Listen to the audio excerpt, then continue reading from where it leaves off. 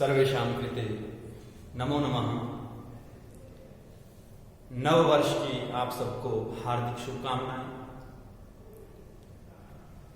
जैसा कि आपको पता है 2020 अभी जा चुका है, अब हम प्रवेश कर चुके हैं 2021 में। तो ये 2021 आप सभी के लिए खुशियों भरा हो, यही मेरी कामना है। और आप अच्छे से पढ़ते रहें, स्वस्थ रहें, यही हम लोग चाहते हैं।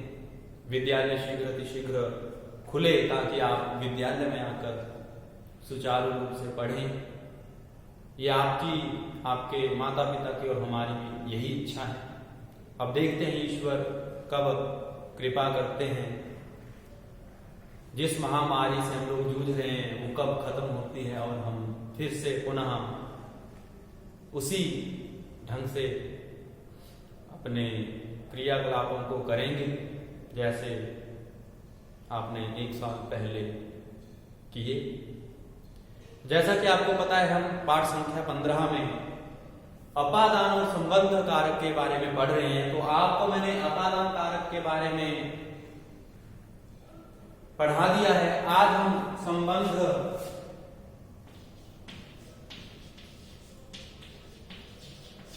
कारक के बारे में पढ़ेंगे। तो बात सबसे पहले आती है कि उसका चिन्ह क्या है। संबंध का चिन्ह होता है का, की या फिर के। ये क्या है, इसका चिन्ह है। इसका चिन्ह है का, की, के। और बात करें विभक्ति की, तो संबंध कारक जहां पे होता है वहां पे हम षष्ठी विभक्ति का प्रयोग करते हैं। अब परिभाषा कि ये संबंध कारक है क्या।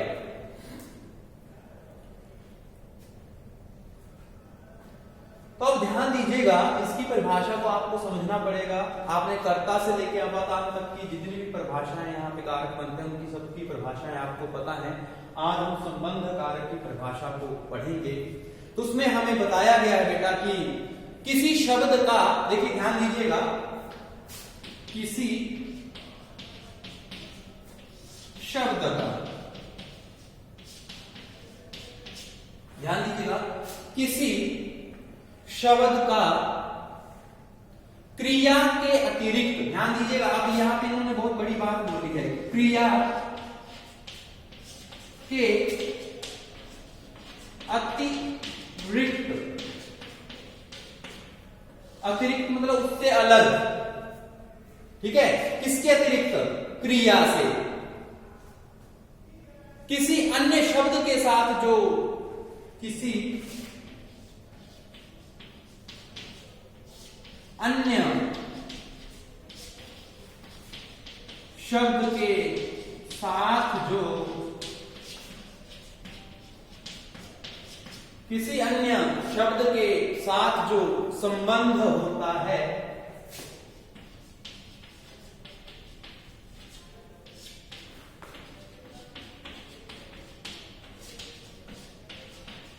उसे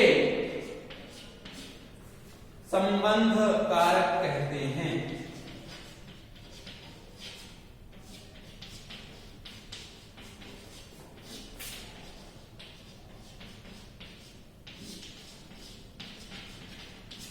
उसे संबंध कारक कहते हैं। अब ध्यान दीजिए, तो बोला उसने किसी शब्द का क्रिया से अतिरिक्त,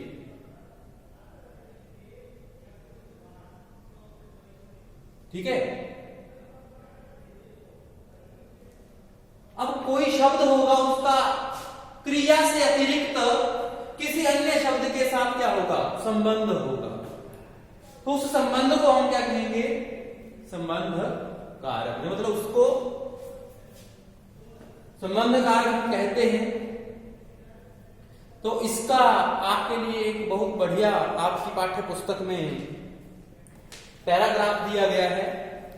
सबसे पहले एक चित्र आपको मैं दिखाऊंगा, उस चित्र के आधार पर वाक्य बनाए गए हैं और फिर उन वाक्यों को हम समझेंगे कि कैसे उनका किसके साथ संबंध है। ये देखिए, ये चित्र दिया गया है, इनको आप जानते हैं, ये भारत देश के प्राण स्वरूप ही माने जाते हैं महात्मा गांधी जी, जिनको अहिंसा का पुजारी कहा जाता था। तो ये महात्मा गांधी जी का चित्र है। तो इस चित्र के आधार पर हमें यहाँ पे संबंध कारक संबंधी यहाँ पे कुछ वाक्य दिए गए हैं। उन वाक्यों को हम हिंदी अनुवाद करके देखेंगे कि कैसा इनमें संबंध कारक का प्रयोग किया गया है। तो शुरू करेंगे, ध्यानपूर्वक देखिएगा, चित्र को जहन में रखिए और सबसे पहला वाक्य हमें वही दिया जाएगा।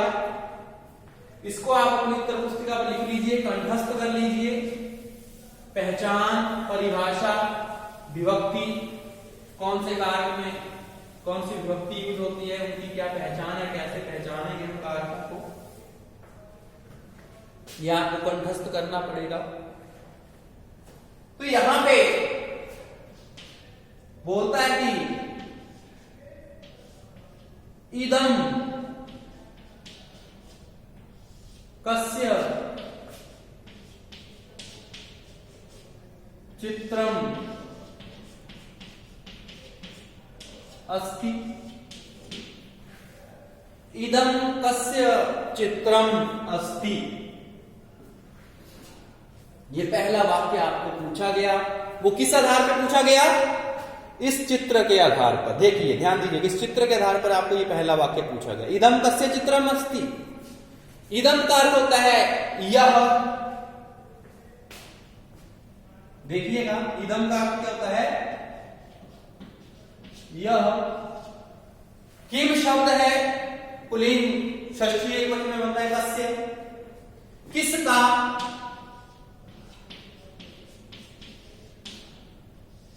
चित्रम, चित्र, अस्ति है। परिभाषा में हमने पढ़ा कि किसी शब्द का क्रिया से अतिरिक्त, अब यहां पे इदम शब्द का क्रिया से अतिरिक्त, अब इदम शब्द का अस्ति के साथ संबंध नहीं है, इसके अतिरिक्त किसके साथ? चित्र के साथ उसका क्या हो रहा है? संबंध स्थापित हो रहा है।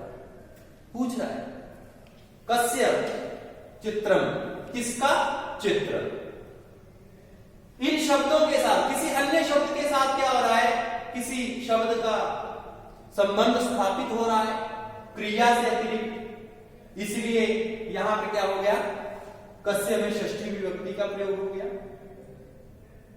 ठीक है, तो जब इसका हिंदी अनुवाद करेंगे तो पूछता है, बोलता है कि यह किसका चित्र है। ठीक है, अब क्रिया के साथ इदम का कोई संबंध नहीं था, कस्य के साथ इसका सीधा सीधा संबंध है, इसलिए कस्य में पता है आपको किम शब्द रूप है, मूल शब्द किम है। पुल्लिंग में षष्ठी विभक्ति एकवचन में रूप बनता है कस्य, जिसका अर्थ है किसका। कारक चिन्ह की अगर बात करें तो का, की, के, किसका चित्र है। ओके, अब दूसरा वाक्य देख लीजिए। दूसरे वाक्य में बोलता है एषः महात्मा गांधी। एषः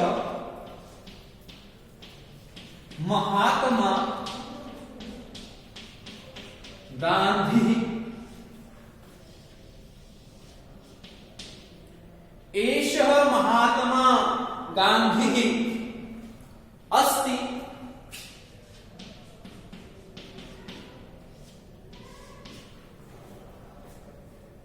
प्रश्न का जवाब दे दिया उन्होंने, आंसर दे दिया कि एषः महात्मा गांधी अस्ति। एषः का अर्थ आपको पता है यह। महात्मा गांधी जी के बारे में आप जानते हैं, महात्मा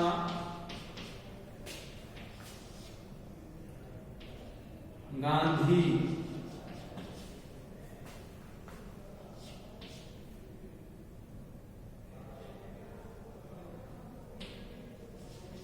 हैं। एषः महात्मा गांधी अस्ति, मतलब यह महात्मा गांधी हैं।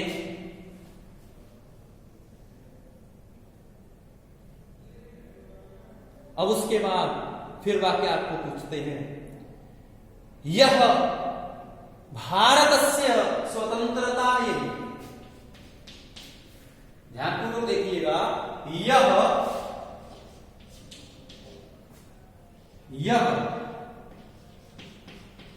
भारतस्य स्वतंत्रतायै,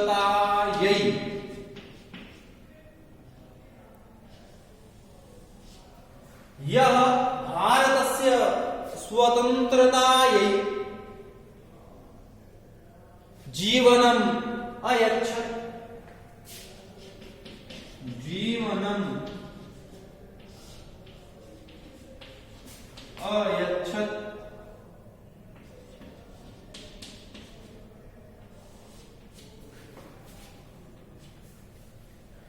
यह भारतस्य स्वतंत्रतायै जीवनम् अयच्छत्। यह आपको पता है, यह शब्द है जिसका अर्थ होता है जो, जैसे इम शब्द है जिसका अर्थ होता है क्या। यह जो है वो प्रथम विभक्ति का एक वचन है जिसका अर्थ होता है जो। अब इस जो शब्द का संबंध अयच्छत, ये जो क्रिया है इसके साथ बिल्कुल नहीं है, भारत शब्द के साथ है। ठीक है, किसी शब्द का क्रिया से भिन्न किसी अन्य शब्द के साथ जो संबंध होता है उसको हम संबंध कारक कहते हैं, ये ध्यान रखना पड़ेगा। यह मतलब जो भारत से, भारत के या भारत की स्वतंत्रता ये जीवन में अक्षत,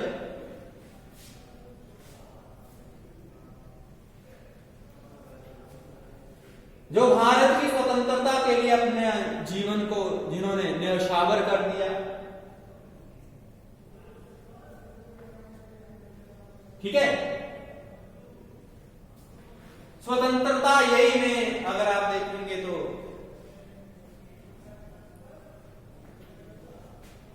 जैसे लता, ये पढ़ा है आपने पीछे, जो आपने पाठ पढ़ा उसमें आपने चतुर्थी विभक्ति के बारे में पढ़ा है। कर्ता ने कर्म को कर्ण से के द्वारा संप्रदान के लिए, तो किसकी स्वतंत्रता के लिए? भारत की स्वतंत्रता के लिए जीवन में अक्षर,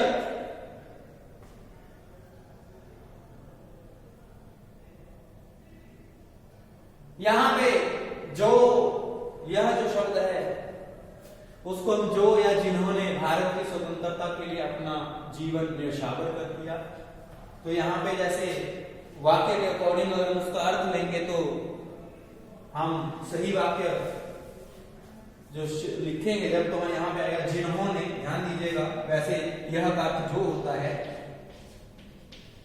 जिन्होंने, कर्ता नहीं आ गया ना, इसको जब सही से लिखेंगे तो जिन्होंने भारत की स्वतंत्रता के लिए जीवन में अक्षर, अपना जीवन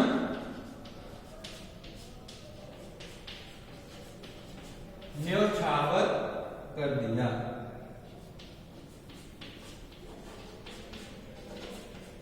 न्यौछावर कर दिया।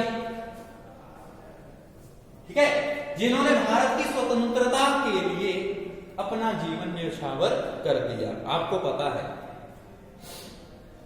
हमने पढ़ा है उनके बारे में। और आगे फिर हमें बोलते हैं एषः अहिंसायाः सत्यस्य च, एषः अहिंसायाः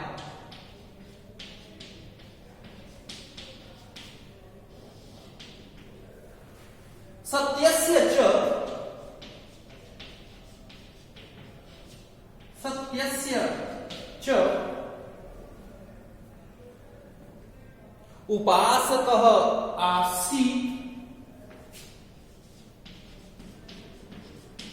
उपासकः आसीत्, बहुत बड़ी बात है उनके बारे में ही मैंने अभी थोड़ी देर पहले आपको बताया था। ऐसा मतलब यह, यहां पे ये दोनों शब्द हैं वो षष्ठी विभक्ति एक वचन के रूप में है। अहिंसाया, यह आकारांत है, अहिंसा आकारांत लता की तरह चलेगा, षष्ठी विभक्ति एक वचन में बनेगा अहिंसाया। सत्यस्य पुल्लिंग की तरह चलेगा, षष्ठी में सत्यस्य एक वचन का रूप है। अहिंसाया, अहिंसा के, अहिंसा के च का अर्थ होता है और, अव्यय है आपको पता है। सत्य के,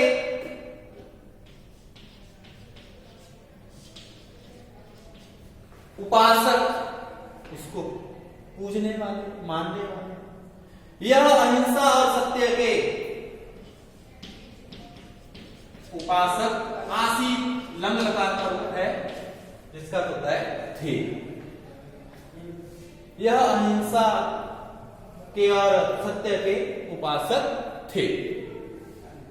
तो बड़ा ये आपका संबंध कारक यहां पे खत्म होता है।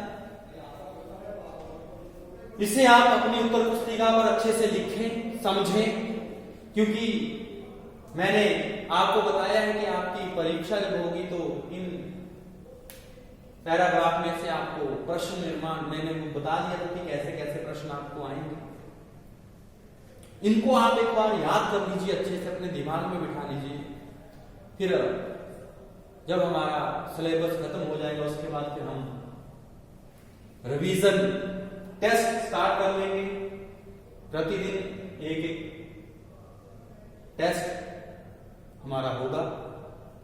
अभी आप बिल्कुल कमर कस लीजिए, नए साल में हमें कुछ नया करना है और बहुत अच्छा करना है, तो आप बिल्कुल पॉजिटिव माइंड से पढ़ाई की तरफ अग्रसर हो जाओ, ताकि जब भी हमारे नेक्स्ट विद्यालय जब खुलेगा तो वह एनर्जी आपके अंदर दिखनी चाहिए।